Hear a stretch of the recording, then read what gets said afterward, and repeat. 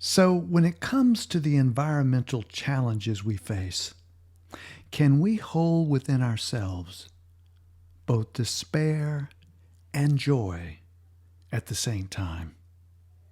Can we acknowledge our intellect to recognize the quite frankly pretty difficult odds we face as a species right now, and at the same time acknowledge the joyful, heartfelt search for amazing possibilities to build a world of regeneration rather than degeneration? And finally, can we then have our feet take action according to our heart and according to these possibilities that I was just describing? There's one for every challenge, at least one, maybe more. Well, that's our theme today, and I'm sticking with it, as they say.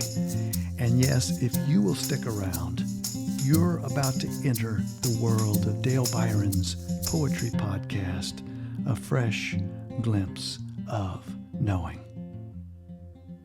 Now, the seed of today's episode, entitled The Knife Edge Between Despair and Joy, was actually planted with a powerful presentation that I just heard recently by the environmentalist, entrepreneur, and author Paul Hawken. I've followed his work for many years. His new book is called Regeneration, and which I just purchased today, and I'm looking so forward to reading it.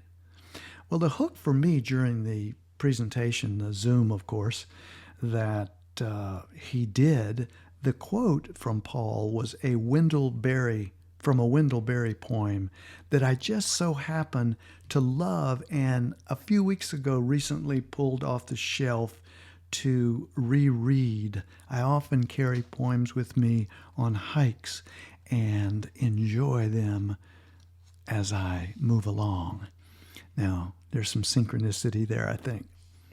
So the quote goes like this: "Be joyful, though you have considered all the facts. Be joyful, though you have considered all the facts." Well, the whole delicious poem from which that line was lifted is coming in just a few minutes. So hang on. But the question comes immediately is, how in the world are we going to do this? Do this request that Wendell Berry, amazing poet and philosopher, asks us to do.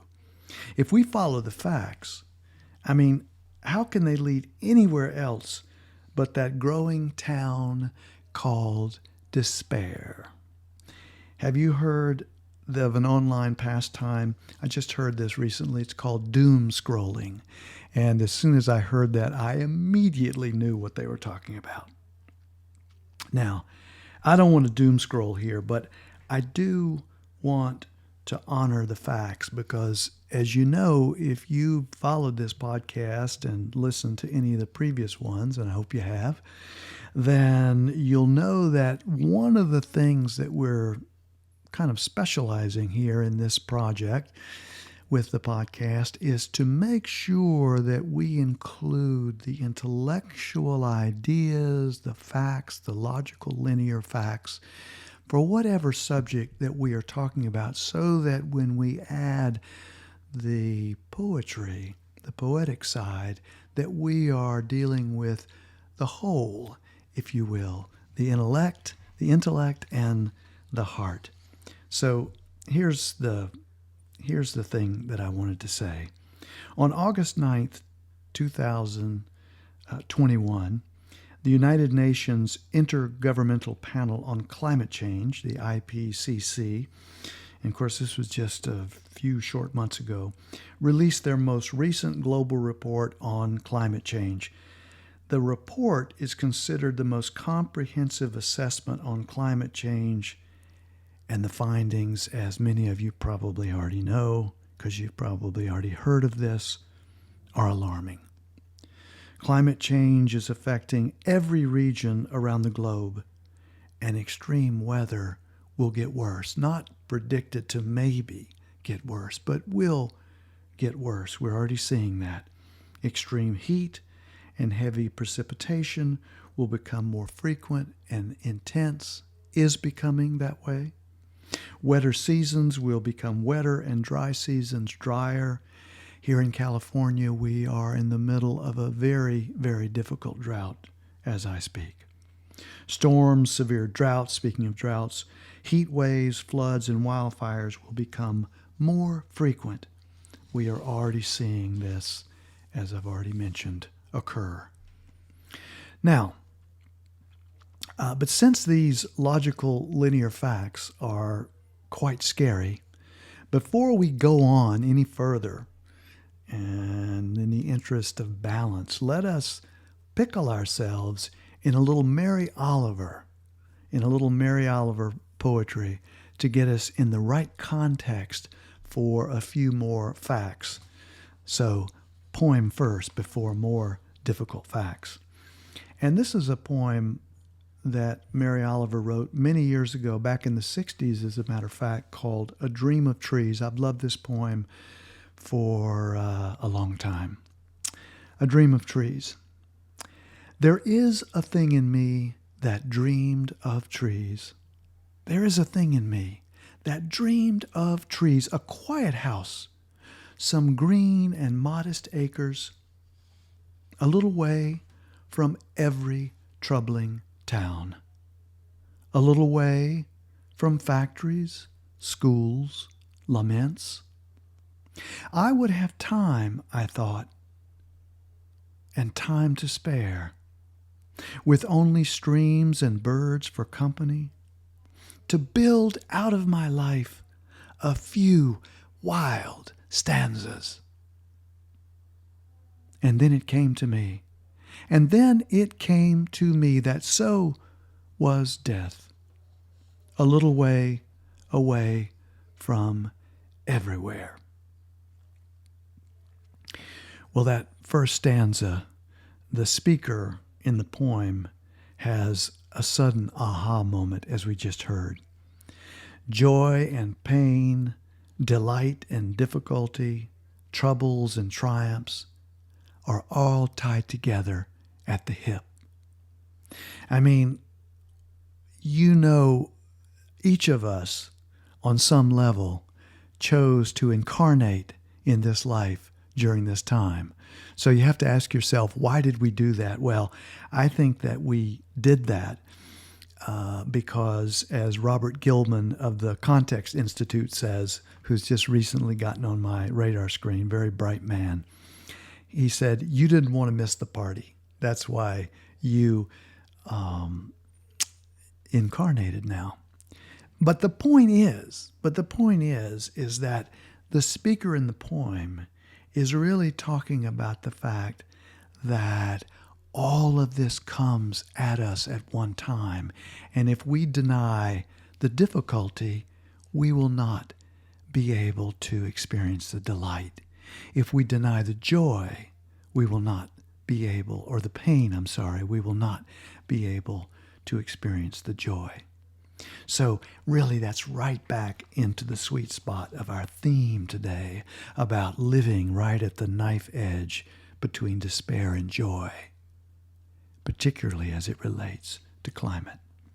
Well, let's go on to the second verse in Mary Oliver's poem, A Dream of Trees. There is a thing in me still dreams of trees. There is a thing in me still dreams of trees, but let it go, homesick for moderation, half the world's artists shrink or fall away. If any find solution, let him tell it. Meanwhile, I bend my heart toward lamentation, where, as the times implore our true involvement, the blades of every crisis point the way. I would it were not so. But so it is. Whoever made music of a mild day.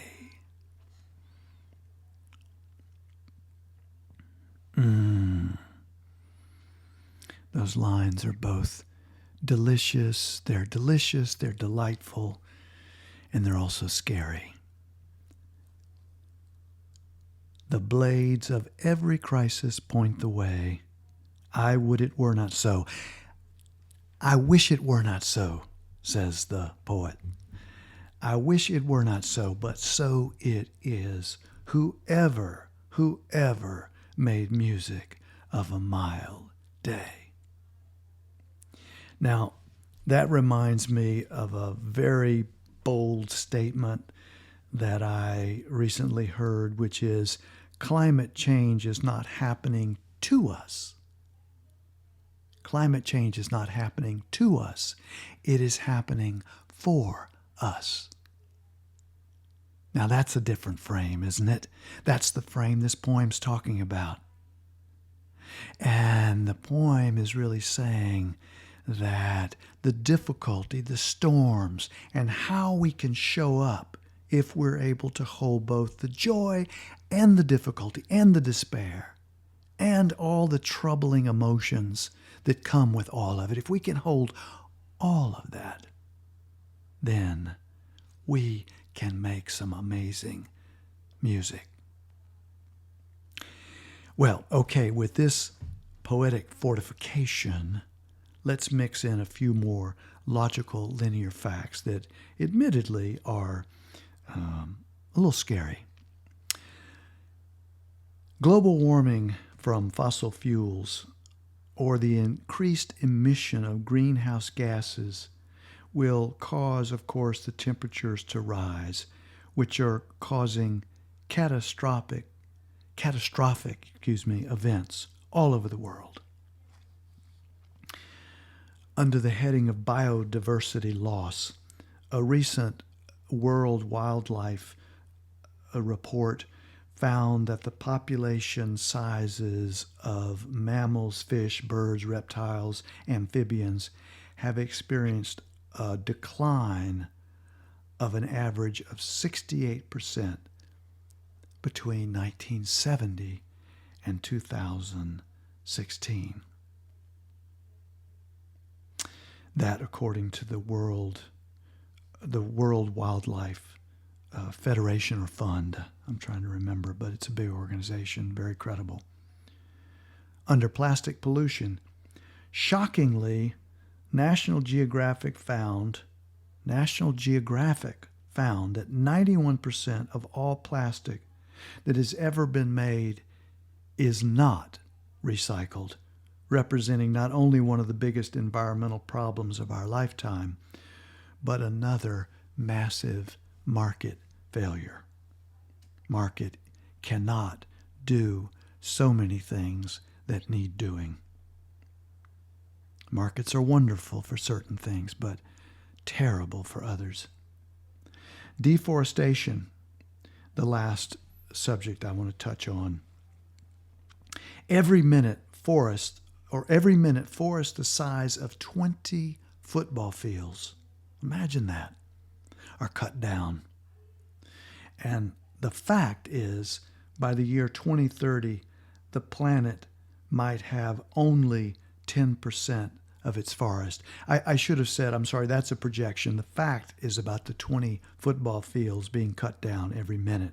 The conjecture or the projection is that we may have only 10% if at the current rate of our forest left by 2030. And also, if deforestation isn't stopped, they could all be gone. Every forest on the planet, nearly in 100 years. Of course, that's a projection as well, but it's based on facts. So you see, we're back to the poem. This is no mild day. This is no mild day. These are days, according to the speaker in the poem, according to Mary Oliver's poem, these are days perfectly made for music. I would it were not so, but so it is. Whoever made music of a mild day. This is not a mild day. Now, because we wish to live in a world that is both intellectually honest and emotionally joyful, we do not have to swear off saying fierce things as we are feeling the joy and acting in joyful ways. Which brings us to our second featured poem today, which, of course, as you already know from the start, from the quote from the poem, it's going to be by Wendell Berry.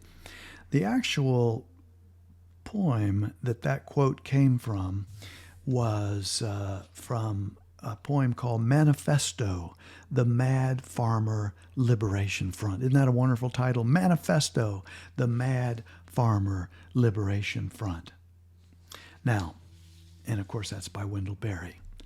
So let's dig into the poem a little bit. It goes like this.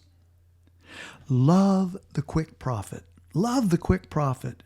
The annual raise, vacation with pay, want more of everything ready-made.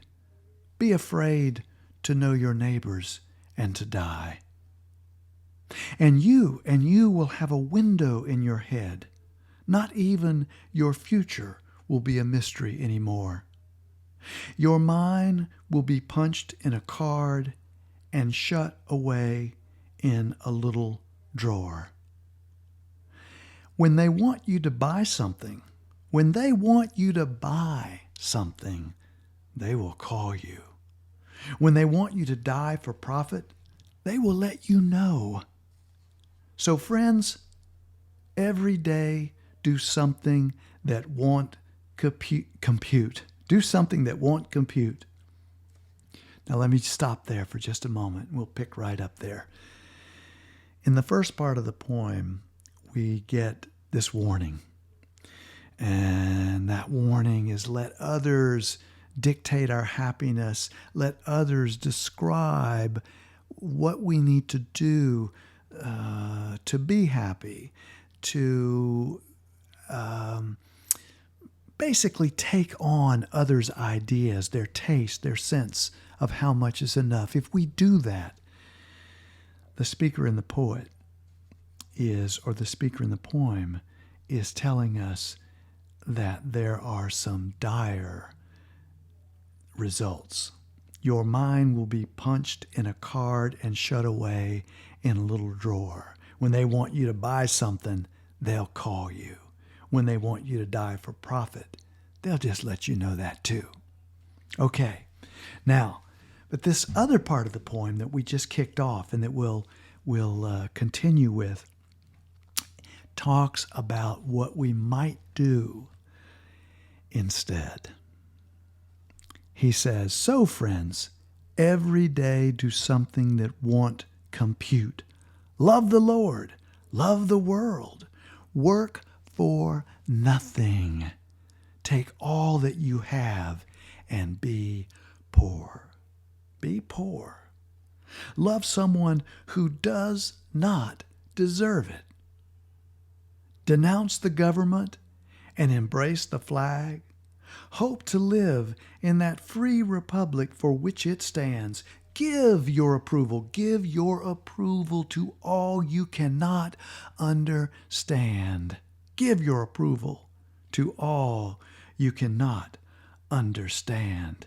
Praise ignorance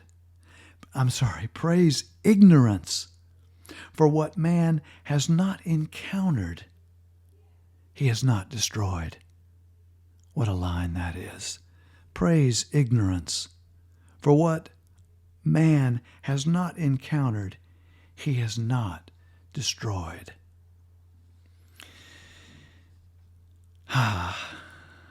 These middle stanzas, and we'll take up the poem and finish it in just a moment, but these middle stanzas are talking all about possibilities of things that we can do to disrupt the patterns, that have given us degeneration and continue to give us damage and degeneration. Because the new possibilities are all aimed at regeneration.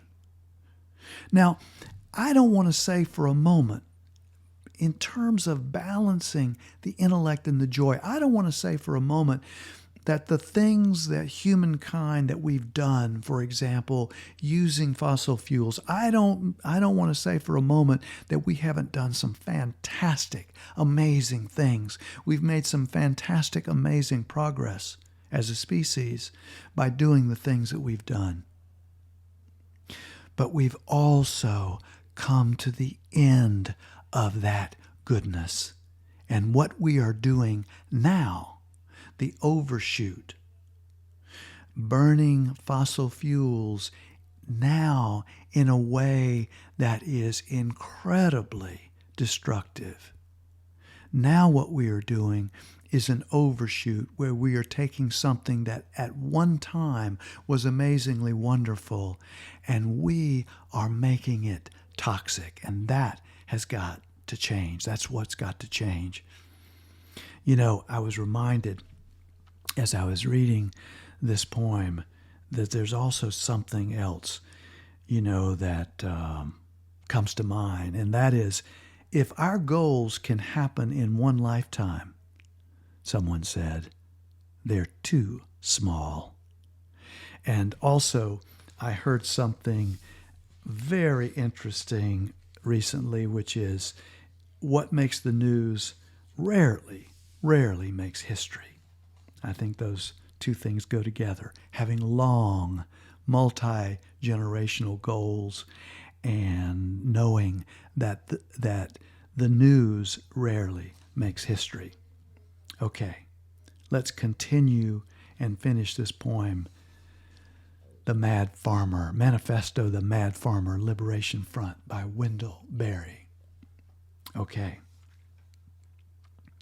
He says, well, let me go back and yes, we'll pick up right where we left. Ask the questions that have no answers. Ask the questions that have no answers. Invest in the millennium. Plant sequoias. Plant sequoias. Say that your main crop is the forest that you did not plant. Say that your main crop is the forest that you did not plant, that you will not live to harvest. Say that the leaves are harvested when they have rotted into the mold. Call that prophet. Call that prophet. Prophesy such returns. Put your faith in the 2 inches of humus that will build under the trees every 1,000 years. Oh, now, is that a long-term goal or what? I just had to jump out of the poem for just a moment to say that this is Wendell Berry showing his something that Alan Watts used to talk about. He said, every human being has an irreducible amount of rascality built right in. And I think that the Wendell Berry, certainly the speaker in the poem, is showing that innate rascality. And this is also Wendell Berry showing that we can tell a fierce truth without yelling in anger. You can even do it in a poem, which is what he's doing here. And I think he's also showing something else that occurred to me, is he's showing us the limits of categorical thinking. You know, this kind of yes-no thinking. Everything is either right or wrong, black or white, good or bad.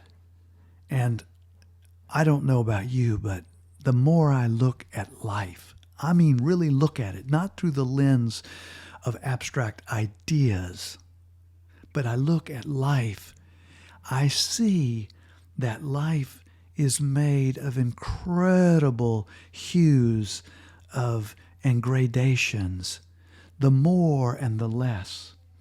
And that is how you can say something so incredibly bold as plant a forest you want harvest. I think that's just amazing. And that's one of the things that I think poetry does so well, is it takes us out of just purely categorical thinking and lets us hold on to paradox and conundrum and be able to work with the world in its complexity, and occasionally to be able to invite all of that complexity in so that suddenly and paradoxically some things get very straightforward and simple. All that, I think, is a good thing.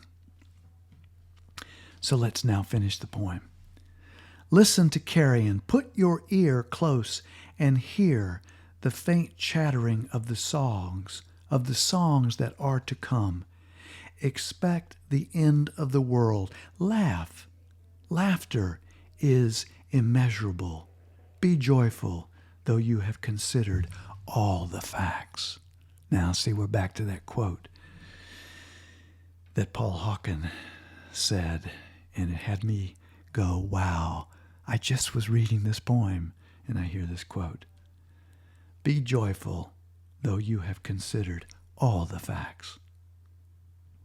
So long as women do not go cheap for power, please women more than men. Ask yourself, will this satisfy a woman satisfied to bear a child?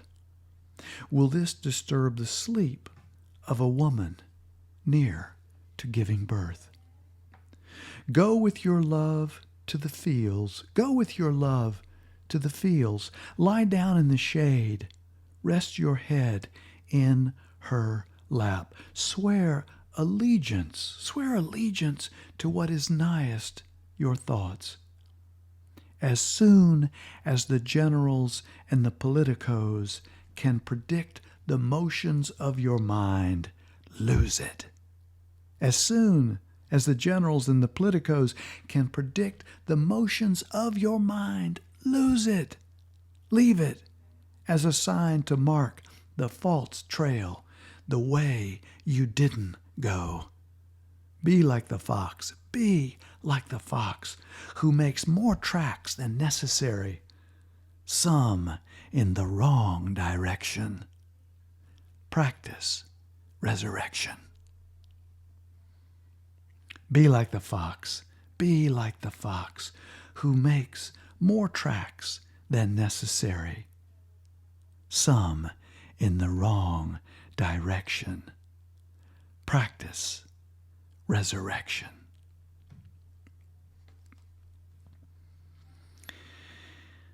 I love that whole poem, and in particular, I love how he closes that poem. Because resurrection really, if you think about it, it means to rise again. The revitalization or revival of something. And in this case, it can be us and the natural world, because we're not separate from the natural world. We are it. And we know how to do this regeneration. I mean, think about it. We're constantly resurrecting and regenerating, beginning with our own bodies. I just heard this just last week. I think it was in the Paul Hawken presentation, that each of us has about 30 trillion cells in our bodies, and they are constantly, we are constantly organizing a self-organizing system that is regenerating itself. We are doing that. Otherwise, I wouldn't be here talking to you, and you could not be there listening now. This poem by Barry is really an invitation. It's an invitation to be fierce, to be kind, to be concerned, to be attentive to all the facts. And yes, joyful, though we have considered all these facts. I was thinking of a few lines in considering the theme this time, and it was a few lines by the great German poet Rilke, and the translation by Robert Bly. I am the rest between two notes I am the rest between two notes that are somehow always, always in discord. But in the darkness, reconciled, they stay there quivering, and the song goes on beautiful. But in the darkness, reconciled, they stay there quivering, and the song goes on beautiful.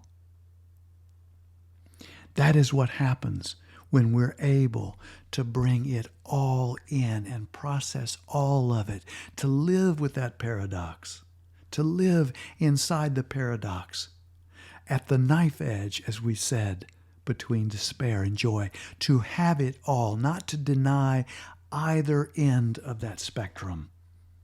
You know, the great musician, singer, blues singer, B.B. King, he said it like this. He said, "I never make my move too soon." And isn't that, in a way, a nice quip to talk about how if we're able to live inside that paradox, that what can come out is an amazing blending of these two things. We're not denying the difficult and we're not denying the joy. We are embracing both. Now, in closing, I want to say that, you know, at the extreme, there's this thing called toxic hope. And toxic hope is a stance that, you know, no matter what we do, no matter what, everything's going to work out. And that's why I believe it's toxic. See, that's hope without being able to digest and be able to also hold the difficult, logical, linear facts that are facing all of us.